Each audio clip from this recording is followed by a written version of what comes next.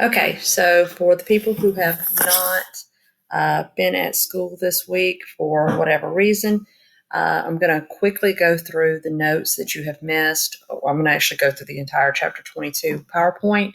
I'm also going to post it on Google Classroom, so don't try to take notes as you watch. Just listen, because sometimes I say things that I just have a bullet for. All right. So this particular image is right after Abraham Lincoln has been assassinated. He was assassinated at Ford's Theater while he was watching My American Cousin. The original plot was to assassinate the president, the vice president, and the secretary of state, because those were the only three leaders we had. We had no long line of succession. John Wilkes Booth assassinated the president. There was an attempt on the secretary of state, but there was no attempt on Andrew Johnson, the vice president. This photograph is actually the co-conspirators with John Wilkes Booth. And so if you see this right here, this is one of the co-conspirators' mothers. He actually fled. He was supposed to assassinate Andrew Johnson. He fled instead of carrying out his assassination attempt.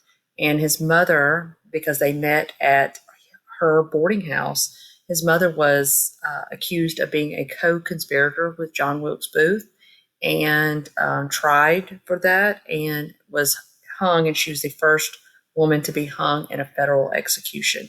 And so this is Mary Surratt and the other co-conspirators with John Wilkes Booth in the assassination of Lincoln.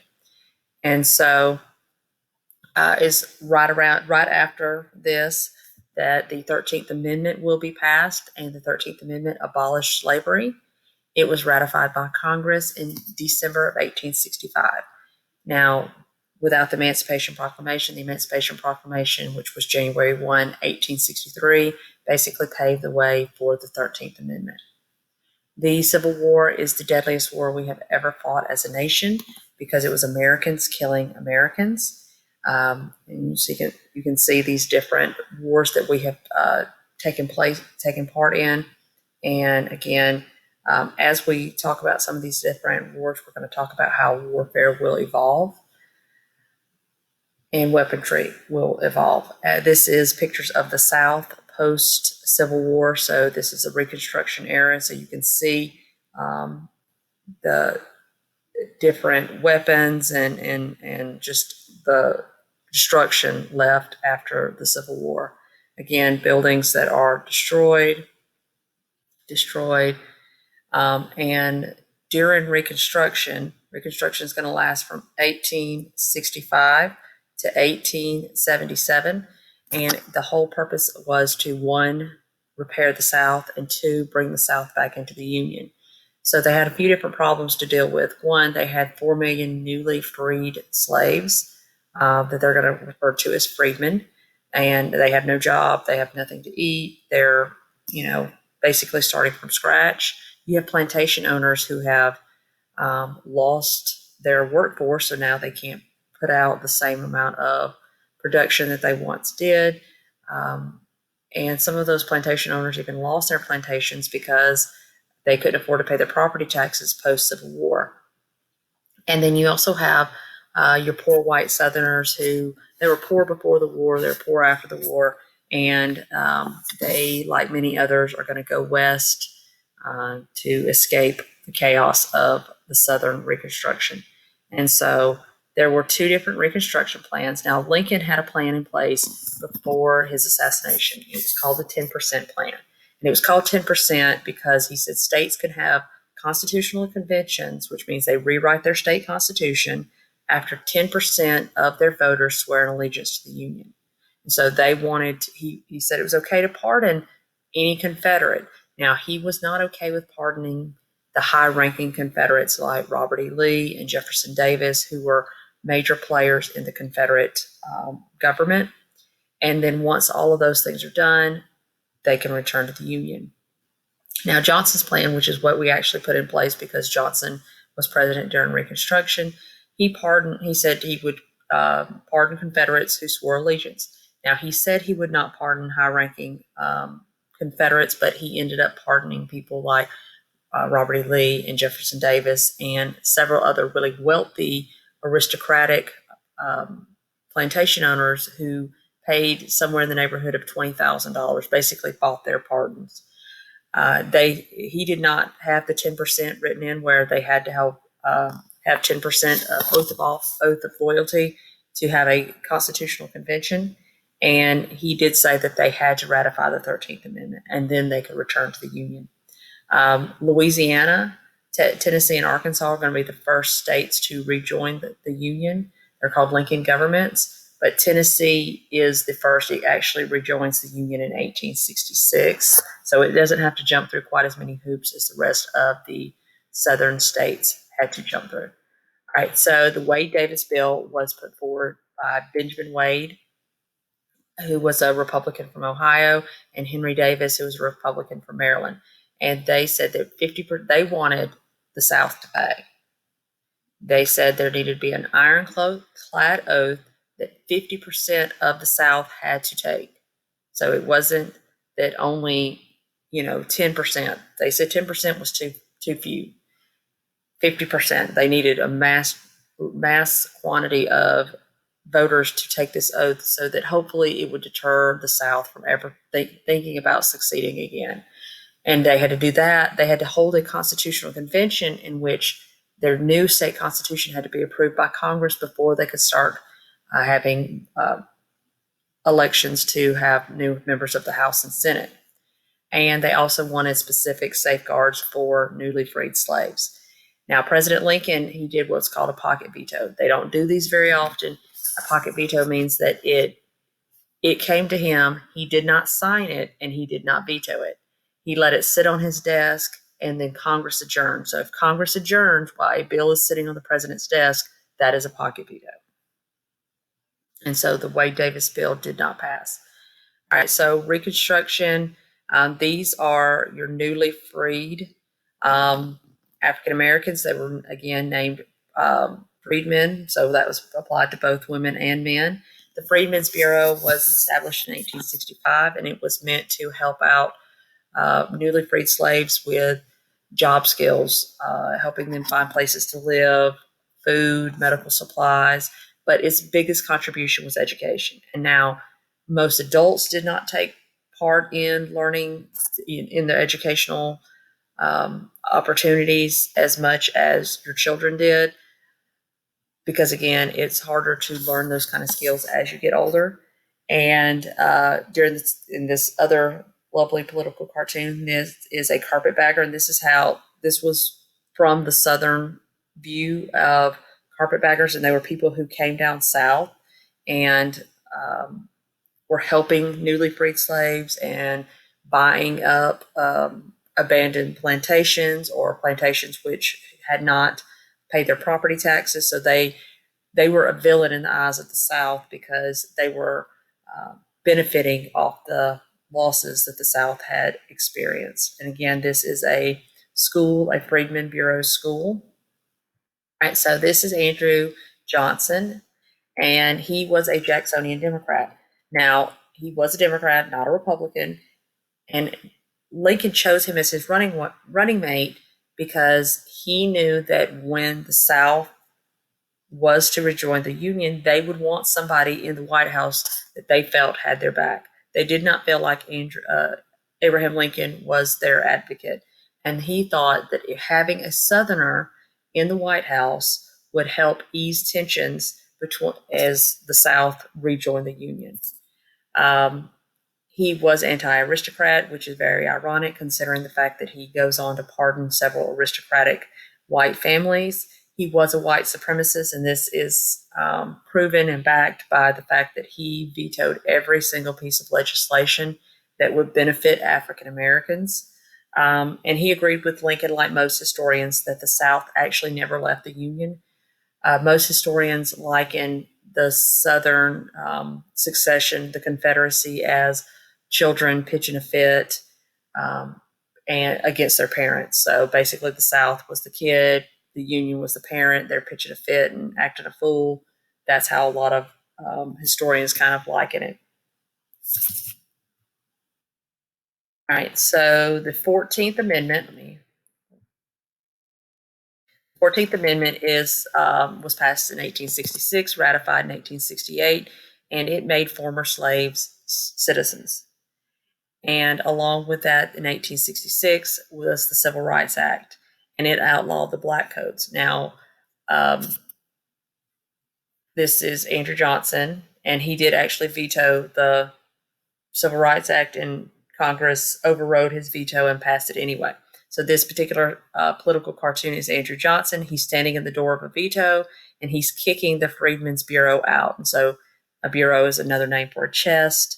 And so you've got people that are falling out of the Freedmen's Bureau. These are black people. And so he's kicking out the Freedmen's Bureau via veto. And these are the actual words from the 14th Amendment that are in our Constitution. All right, so radical Reconstruction is an example of radical Reconstruction. And so radical Republicans favored civil rights for African Americans. And what that means is they said it wasn't enough for them to be free. It wasn't enough for them to be citizens. They needed more rights. They needed to feel like they were truly Americans. And Andrew Johnson opposed this as well. He did not favor African Americans having equality or even having rights. And so the Reconstruction Act of 1867 went into place, and the South was divided into 5 different military districts. So District 1 is Virginia, District 2 is the Carolinas, 3 is Alabama, Georgia, and Florida, 4 is Arkansas and Mississippi, and 5 is Louisiana and Texas. Tennessee is not part of that because, again, they were that Lincoln government, and they were brought back into the Union in 1866. The last 3 states that were rejoined the Union are Texas, Georgia, and Virginia. And the states, in order to be brought back into the Union, now they must ratify or accept the 14th Amendment, making the black people in their states citizens of their states. All right, so because, again, Andrew Johnson did not like any of this legislation that was benefiting African Americans, he continuously did whatever he could to stand in the way of progress where Reconstruction legislation was concerned. February of 1866, the Freedmen's Bureau bill was put on his desk. He vetoed it. In March of 1866, Johnson vetoed the Civil Rights Act. Both of those bills went back to Congress where they overrode his veto. So this is the first time in history that 2 consecutive bills are placed before the president. He vetoes those, and they go back and are passed despite his veto.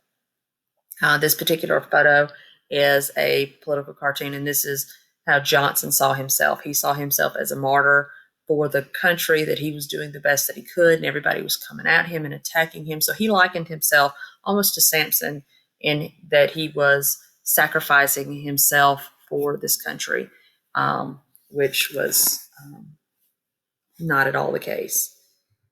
Okay, so 1867, 2 more acts are passed. So again, Reconstruction, tons and tons and tons of legislation. So the Command of Army Act, that the president must put all Reconstruction orders must go through the military. Well, the problem with that is the president outlined in the Constitution is the commander in chief. He is the tip-top head of military. So why does he need to send something through the military when the military answers to him? He shouldn't. He's above the military. So this is technically unconstitutional because it's taking away his rights and his privileges and his role as commander-in-chief of our military. The other act that they put in place was the Tenure of Office Act. And this particular act was really, truly like entrapment because they passed this and said that the president could not fire or hire anyone without Senate approval. Again, this is a right of the president to hire and fire whomever he chooses as people who advise him. That's his right as a president. They passed this because they knew he didn't like this guy here, Edwin Stanton, who was the Secretary of War. They didn't get along. And they knew that he was wanting to fire Edwin Stanton. And so they passed this, waiting for him to fire him so that they could say that he violated the Constitution. Both the Command of Army Act and the Tenure of Office Act really truly are unconstitutional because they take away rights of the president. So in 1868, Johnson is impeached. Now, he did not, they did not even draw up articles of impeachment, which is what they're supposed to do. They draw up articles of impeachment, say what they are charging him with, and then vote on it. So they didn't even draw up the articles before they decided to vote. February 24th of 1868, a vote of 126 to 47. So he is technically impeached in the House. Now, what happens after that is it goes to the Senate, and the Senate then has a trial based on the articles of impeachment and then vote again to determine whether the president is actually impeached or not impeached. And this is because we have a bicameral legislature, and again, checks and balances kind of thing. That's why we have the two houses. And so Andrew Johnson was impeached in the House, but saved by one vote in the Senate. Bill Clinton will be the next president to be impeached. He was impeached for perjury, which means lying under oath. He was impeached in the House, but saved in the Senate. Nixon resigned before he could be impeached, but I don't know that there would have been anything saving him from impeachment. Now, Ulysses S. Grant will be the next president to next person to become president in 1868. Again, he is a Republican.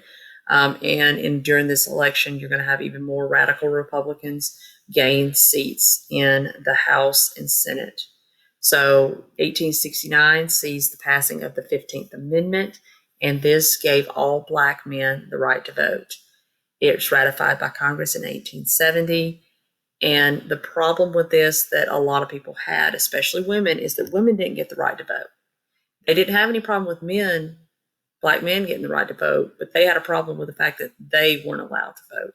It will be another 50 years until it will be another 50 years in 1919 where women are given the right to vote. In 1870, U.S. troops had to be sent to voting stations for Black men to be able to cast their votes. Very much like when the University of Alabama was desegregated, the state National Guard had to come in and basically protect these people as they became students of the University of Alabama as they desegregated.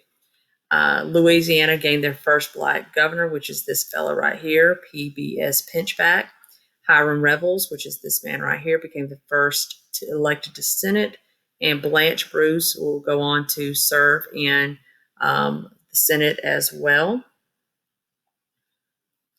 And these are the historically Black college and universities, or HBCUs. All of the blue were established prior to the Civil War, and all of the red, these were all established during Reconstruction.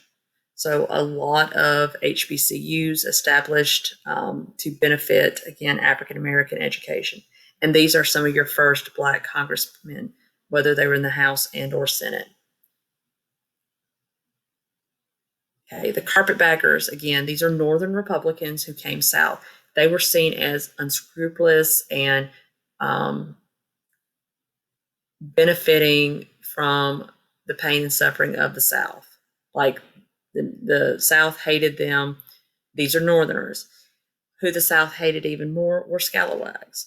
Why? Because they were Southerners who were being, as most Southerners saw, as being traitorous to the South, because they were siding with the Republicans, and they were opposed to secession, and most of them were small farmers who didn't basically, we had a war that they didn't have any reason to be fighting because they didn't own slaves, so it didn't really affect them, and so they were drug into a war that they didn't benefit for, and now they're having to deal with the outcomes of it, which is losing the war, and the South is torn up.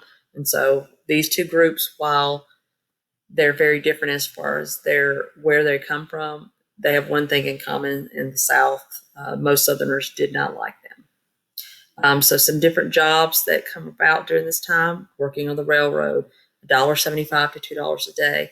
Now, most railroad workers, especially during the time of the Transcontinental Railroad, will be Irish and Chinese, because working on the railroad was very dangerous. and Chinese and Irish, their lives were seen as expendable. Other work was working on plantations, 15 hours a day. Men got paid 50 cents a day, women got paid 9 cents a day. And sharecropping. Now, sharecropping will become a major part of the New South, and it is when you work a part of the land and you split the crops that you help work and grow, and at the end of the year you get so much of the crops, or you get so much of the money from the crops to sustain you. What would happen is you had people who didn't know how to do math, they didn't understand business, they didn't understand this process. They knew how to grow stuff really, really well, but they had people who were taking advantage of their ignorance in money and finance and business, and basically cheating them out of money that they were owed. And so they were stuck on this land. So they now become almost like serfs or indentured servants, because each year they can continue to owe money to their sharecropper when they've worked all year long producing crops, and their sharecroppers taking little things here and there to that they are supposedly owed. Tenant farming was the way to go, because again, you got a piece of land, you basically rented, and you worked, and you were able to sell your crops and pay for your land, and it was much better for the actual farmer. So I'm gonna skip through this video. All right.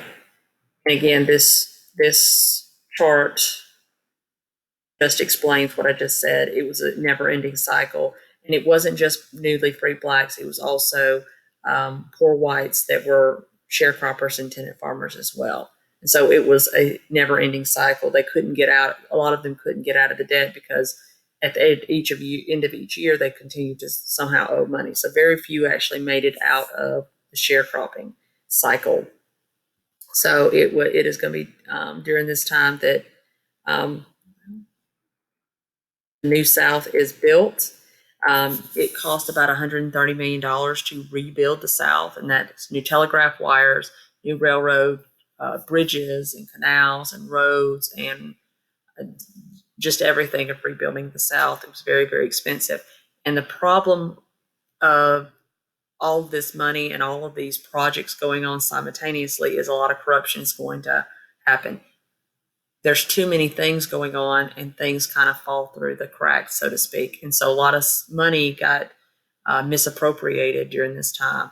And the South blamed blacks and carpetbaggers, and the North blamed the South. And it was, again, a lot of finger pointing back and forth, which is what this particular political cartoon is. That you've got the blacks who are causing chaos in Congress that goes along with the views held by a lot of Southerners. Okay, so it was also during this time that you have the rise of the Klan and the Black Codes. The Black Codes were established to restore these pre-Civil War race relations of certain rules. Now they're going to they're overturned in Congress and replaced by Jim Crow laws. The Klan will rise to power in 1866. They were started in Tennessee. Nathan Bedford Forrest was the first Grand Wizard of the Klan, and they were against anything that benefited African Americans. And this right here, this is someone who's high up within the Klan, because all of the other Klansmen have white uniforms on. He has this is most likely purple, which was another color. Sometimes it was black, but often purple uniform, and that signified that they were much higher up in the organization. They burned, they used harassment, they burned crosses, they lynched. These are all things that happened during this time. And they would often kidnap, kill, torture, use intimidation, whatever they possibly could, to make sure that they kept blacks in, quote unquote, their place. 1868 election. As you can see, there are no numbers on Texas, Mississippi, and Virginia because they did not get to vote because they had not rejoined the Union yet. So they had no say in the 1868 election. All of these others are territories. They will become states. They are not states yet, so they do not vote. This is the election between Grant and Seymour, in which Seymour is the Democratic nominee and Grant is the Republican nominee, and Grant wins. And this is Grant and his family. All right.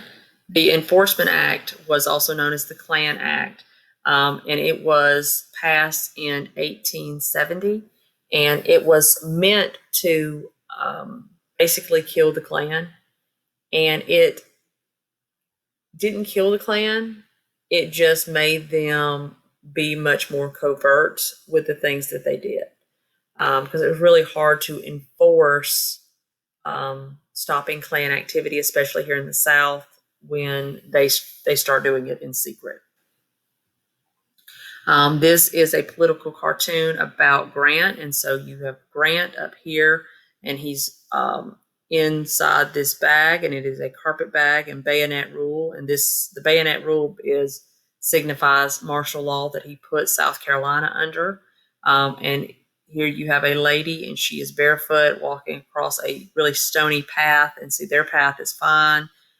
So this is basically saying the South had a hard road, and the South was, basically being pushed down. They already had a tough thing ahead of them, but they're being pushed down by the carpetbaggers and the president and legislation, and they're doing the best they, possibly can. So basically, it's pro-Southern, like the North is taking advantage, things like that. So she's got chains on her wrists that are tied to the soldiers.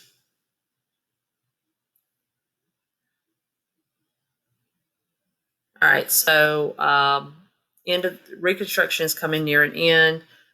Reconstruction had a lot of different things. It won the 1873 panic breaks out, which is a 6-year-long panic that is caused by a myriad of different things. But one is Jay Cook, who owned a finance company. He financed a lot of different improvements in railroads and things like that, and it was a trickle-down effect that just got out of hand very, very quickly. Again, overbuilding of the railroads, because they built too many railroads entirely, way too fast. The southern states were doing whatever they could to block any kind of real progress with Reconstruction as far as legislation, and a lot of debt. Now, you had what they call block voting going on in the South, where you had these large groups that voted a certain way, and that's going to become very prevalent. You'll learn more about that as juniors. All right, so the Panic of 1873, I've already kind of touched on that. It's a 6-year depression. You have a lot of concerns about westward expansion, again, pushing west. And so we're fighting with the Sioux Indians over the Black Hill Mountain, which is where Mount Rushmore is. Just westward expansion of now we're starting into the Wild Wild West and cowboys, and it's just a lot going on all at the same time. And then we have the issue of too much money in circulation. And so that's another issue that we have to deal with. And this particular political cartoon is Uncle Sam spanking Grant, and he's got all these cookie jars down here. And again, this is another cookie jar of basically corruption, is what this particular political cartoon is signifying. All right, so some other corruption and that again, with the political cartoon. And here's the thing, when you're a president, even if you are not directly attached to some kind of scandal, like you did not participate in the scandal, but it happened under your watch, that is something that your name is automatically tied to.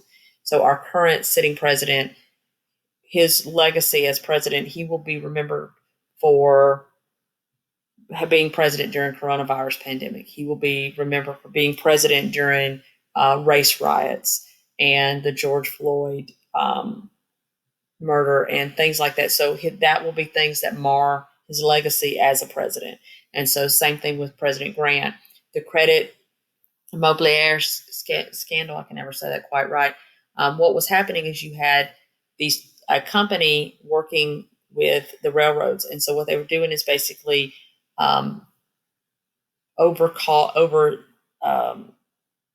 paying. The government was paying way more for the railroads than they were actually costing, and they were pocketing the extra money. And the whiskey ring, this is again whiskey distillers who were getting or skirting this around the taxes for whiskey by giving kickbacks to different government officials. And the Indian ring, this is the Secretary of War. He had made it, he and his wives, he had two, not at the same time, had made a deal with a Indian trading outpost, and they were getting kickbacks from that. But these are all people that the vice president was part of these scandals. Secretary of War was, and some other really high ranking officials were all part of these different scandals. Even though President Grant had no knowledge, it still falls under, his name gets dragged through the mud because of things that other people did. All right, so Reconstruction ends in 1877, and you have the election of 1876 between Samuel Tilden and Rutherford B. Hayes. And what happens is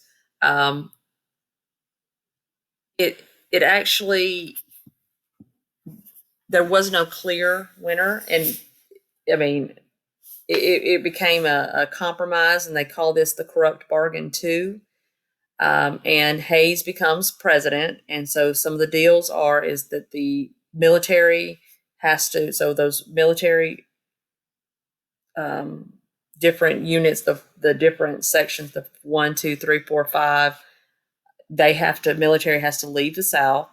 They have to give more money to the South to continue to industrialize, and they have to get more Democrats in key positions. And they did that so that the Democrats would start to retake the South. I'll play that video. All right, so the Civil Rights Act of 1875. The biggest thing that it did was it made it illegal for you to refuse service in public places to African Americans, because this was going on. And it also prevented discrimination in jury selection. And so the way that people found around that is they would have sections of buildings that were black only or white only, so that they're still, quote unquote, allowing them to use those areas. They were, but just segregated use. This is going to be the last piece of legislation for African Americans until the 1960s.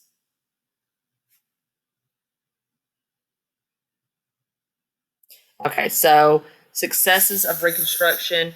The Union is, we're all back together. The South has rejoined the Union.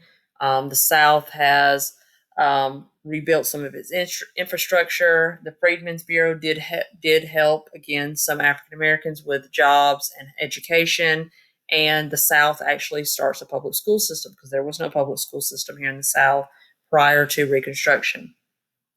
However, the failures were greatly outweighed the positives.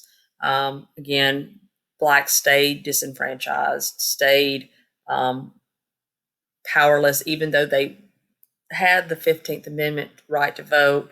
They were often intimidated and not allowed to vote because of the color of their skin. Racism continued, and racism not only continued in the South, it continued across this nation. Just because someone's, they're free doesn't mean someone has to like the color of their skin. And Southerners continue to hate Republicans and fight against any kind of change in the South. So that is the end. I'm going to post some information as to what we have done this week. We have broken down documents that are in the DBQ that is posted in the Google Classroom. And I'll post some more notes on that. If you have questions, please, please, please let me know.